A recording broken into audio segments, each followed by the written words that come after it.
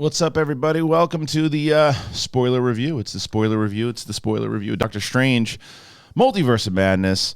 And yeah, as you know from clicking on the title, this is a full spoiler review. I'm going to do a long-form conversation, probably close to like 55 minutes to an hour with Koy Giandro on Monday. So this will be a shorter spoiler review. Get my thoughts out there, and then you guys can check out the rest. And if you're brand new to the channel, please do me a favor and show a little class and subscribe. Hit that subscribe button. Do it. And the other thing, by the way, if you didn't know this, brand new, when I saw Multiverse for the first time, I came up with a stupid idea that by June 1st, if I get to 50,000 subscribers, I'm going to smash myself in the face with a lemon pie, and I'll do a full video with lemon pie in my head. But that's by June 1st, if we get to 50,000. But that's not why you're here. Well, maybe it is. I don't know. It's Multiverse of Madness. It's Doctor Strange 2. I have said this before, whether it was on the initial review, and then I did a spot on John Campea's show the other day, and we talked about it. And my viewing of this movie, or my score of this movie, has gone down a little bit, probably about a 3-1, 3-2 out of 5. And it's not that I don't think this is a good theater movie. I do. I think that Sam Raimi fans are really going to enjoy this movie. My problem is that I feel like it's sometimes very heavily style over substance. And I think that there's a lot that isn't earned. So let's get right into it. One of the main things that isn't earned, my personal opinion, is Wanda's heel turn, if you will. I understand why they get her to the place that they do. And once they do, Elizabeth Olsen crushes it, carries it away, and is just amazing in that role as the villain, and is terrifying in a lot of the scenes. However, when we last saw her in WandaVision, there was no indication that she was going to go this bad. And when you get her, and when he shows up to the town and they're talking about it, and this is why I was confused by some people saying, you don't really need to see WandaVision. You do, because it adds so much more emotional tension to everything. I'm curious for people who didn't see WandaVision that saw this. Were you confused when they said, you have kids and you made these kids up? Like, I knew it because I saw WandaVision and I had seen exactly what she did and the attachment that she had to these children and why she was. Even though I thought it wasn't as earned as it could have been, I think that if I hadn't seen WandaVision, I'd be really confused. If you just from seeing her in these other movies and then boom, she's the bad guy.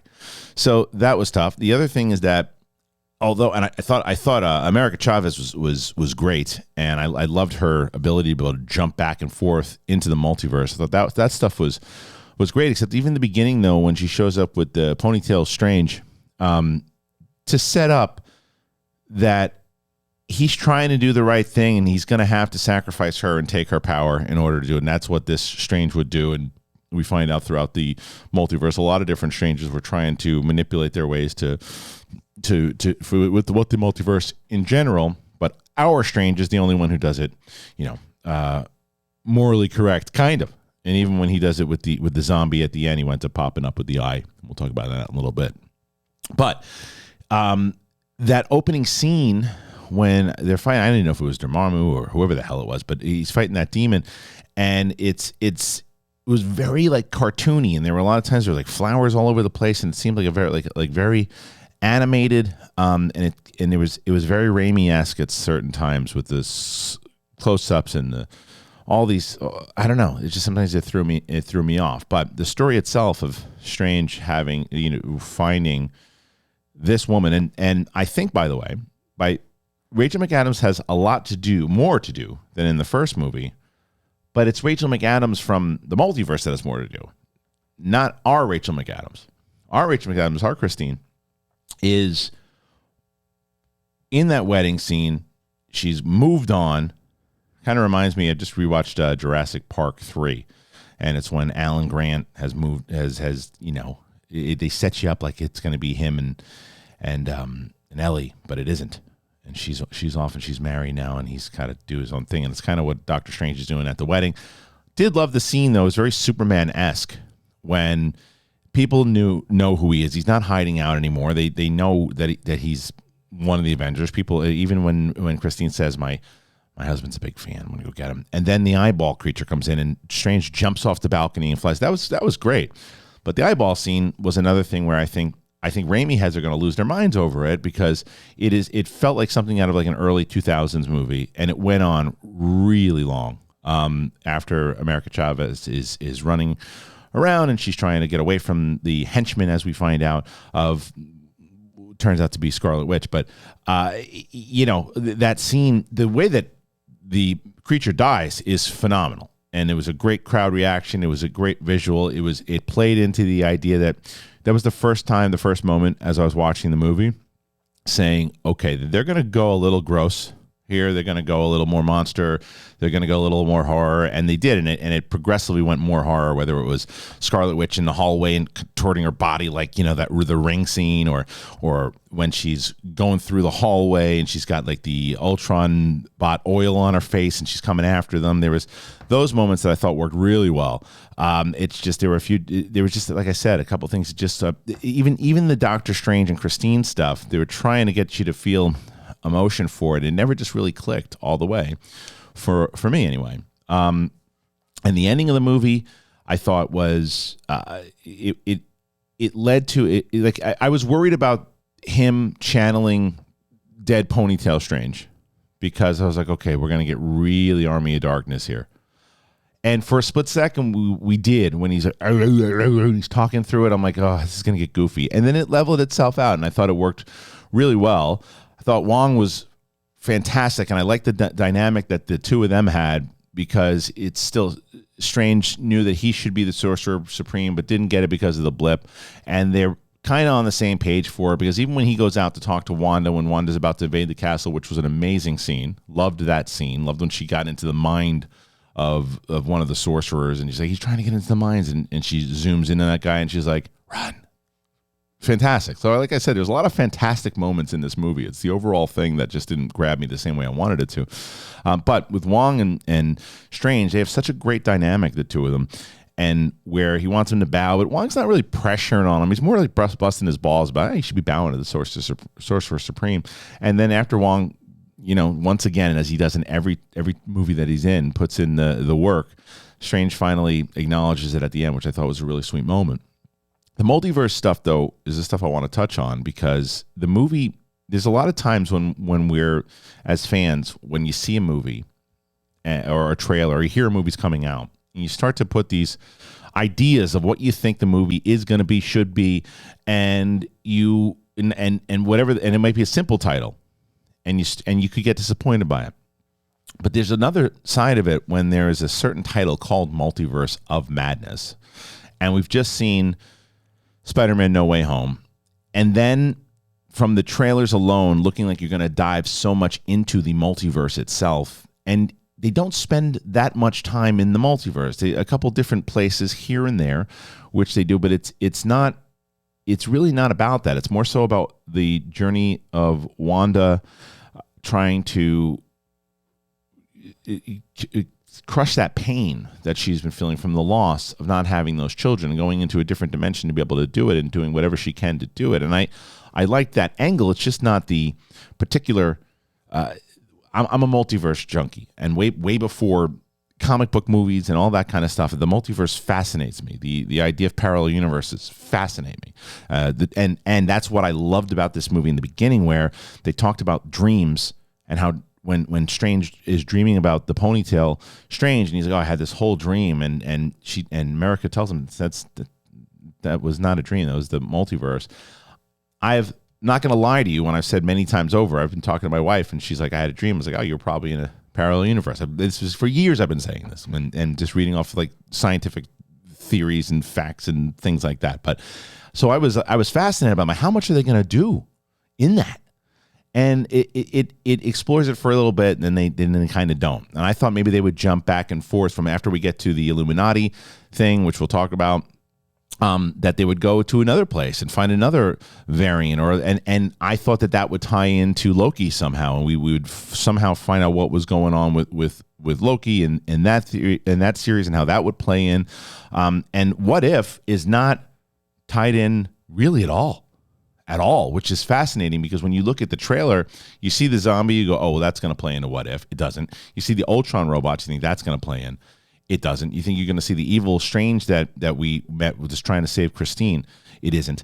So that was fascinating to me that they didn't tie in What If at all, because What If I thought was out of all of them should have tied in. So it was a head scratcher that they didn't try to do that one at all. Maybe they just didn't think enough people watched it, but I don't know. I'm not sure what the thought was there, but I guess jumping back before we get into Illuminati, the evil Doctor Strange thing, when you see the eyeball thing, which plays into the end of the movie, there's this music scene, which I'm torn on, right? Because when it started, I'm like, oh, that's pretty fantastic that he's using sound waves and music for weapons. But then they start going into this boom, boom, and it was such a Raimi scene. It was such a Raimi scene where I'm like, all right, stylistically, this is really fun. Like when you're watching it and you see it, but then I also shifted and said it's kind of goofy. So it was like I was in it, but I was out of it at the same time. It was weird, but I appreciated it, if that makes any sense at all. Like as directing, watching someone direct that, you can't look at it and go, all right, that's a really interesting and fun way to do it. But it was just, but as I said before, stylistically, I just think it kind of took over the scene itself.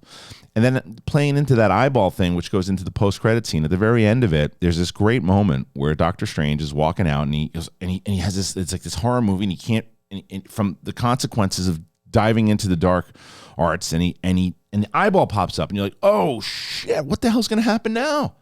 Well, don't worry about it. Just wait about 3 minutes. You're going to find out he's learned how to master it in the post-credit scene when Charlize Theron comes in. He's like, oh yeah, I got the eyeball now. I know how to do this. It just kind of negated that feeling of like, oh no. It was like, oh, you figured out how to use it. He's good.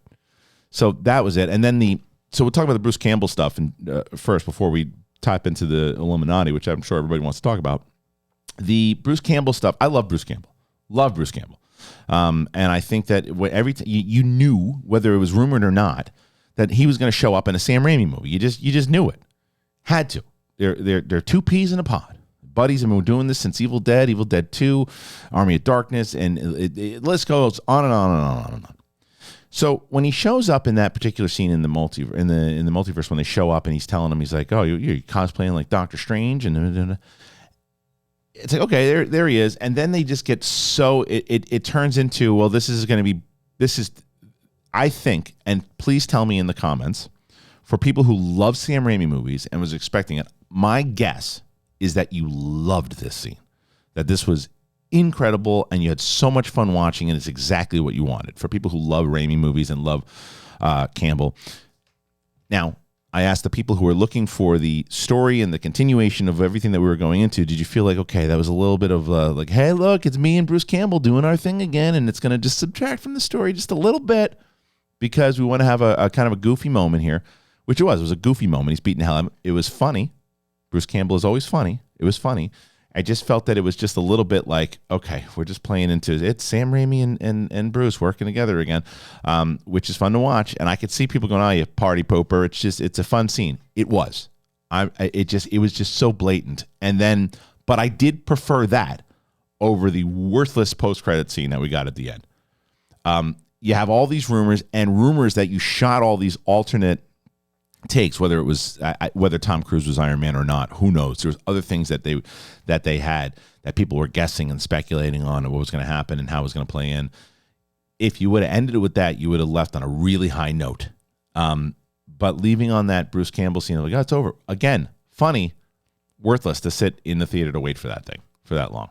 My personal opinion. But leading from that Bruce Campbell thing, the initial one where he shows up, going to that whole scene where he shows up and there's and Chiwetel Ejiofor is there and he greets him and it looks like you just kind of knew that there was something going on because of ultimately what Strange tells him. He's like, "You've always wanted to kill me," and there we find out that he set him up. He not poisons him, but he knocks him out, puts him in that cage. And I loved that scene when Christine shows up and she's doing the tests on the both of them, and as she's talking to them. And I do, and also when I get there, I don't want to jump over.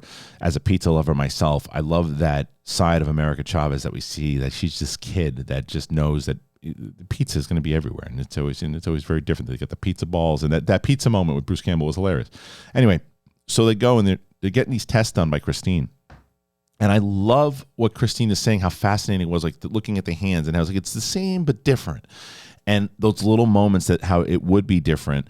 I do have questions about why when they jump into, different multiverses, why it's the same continuous timeline, right? Why do they never jump back into the past? Why do they not ever jump into a future? Why do they ever, you know what I mean? I guess they no, not really.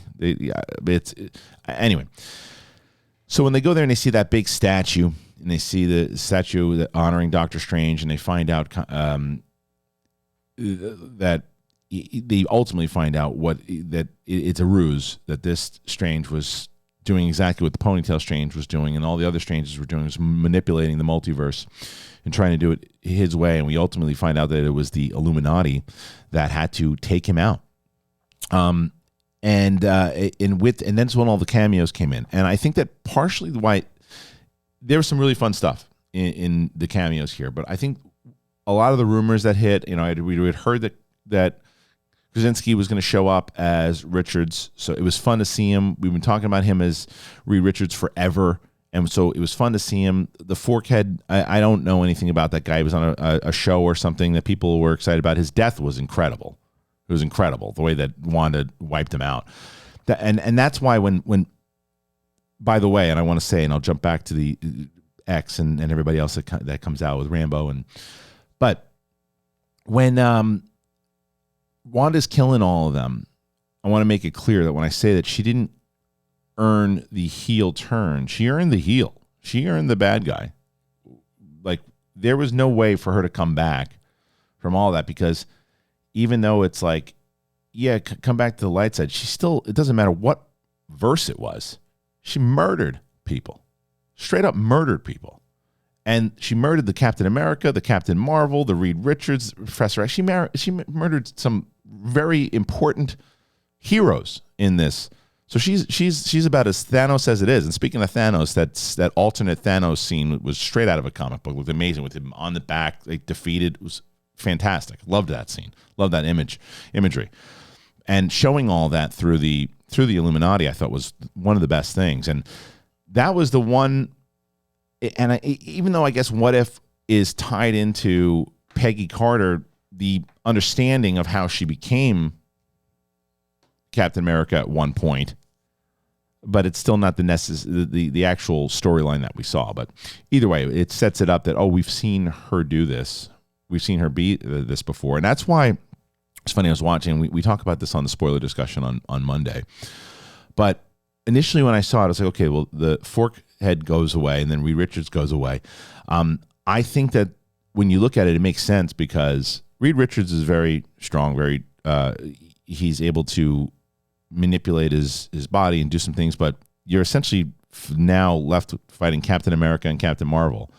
And whether it was Chris Evans and Brie Larson, those are probably going to be, out of those four, if it was, you substitute, Peggy and Rambo, and you put in Steve and Carol, and those are going to be the last two standing. So it made sense to me when they're going at it and they're having their battle, and that whole thing goes down. That was another reason where I said, okay, this is they're going a little bit more. They're going hard PG-13 here because the deaths were gruesome, and you knew nobody was after Reed Richards dies. You knew nobody was going to make it out. You knew she was taking everybody out.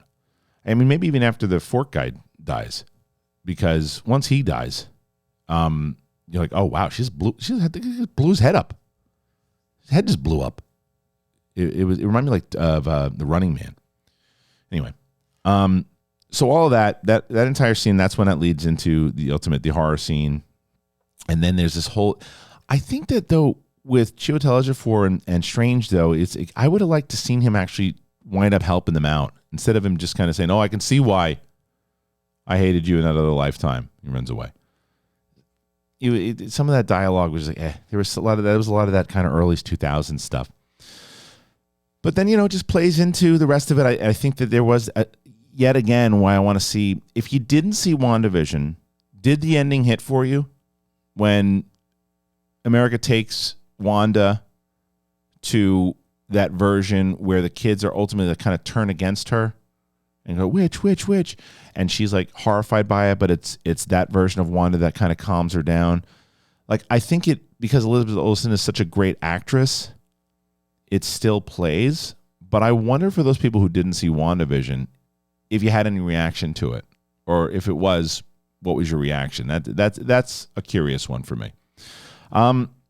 But overall, I mean, I think that's really the gist of it. Like I said, I'm going to go into a full spoiler discussion with Coy Jandro tomorrow or Monday, and we'll get into this. But I'd love to get your thoughts on it. Please comment and tell me how many times you've seen it. I'm probably only going to see this one once in the theater, and I'll probably watch it again once it comes out. It was it is one of those movies that I think that is absolutely meant for the big screen. I'm not gonna lie to you on that one. I think this one is definitely a big screen movie. It is meant for that. The visuals are fantastic. There's the style you can't argue with. But I just think sometimes the emotion is lost, and the characters aren't as maybe locked in as we hope they would be. But please go ahead and comment. Let me know. This is my spoiler review. And if you're brand new to the channel, once again, please subscribe.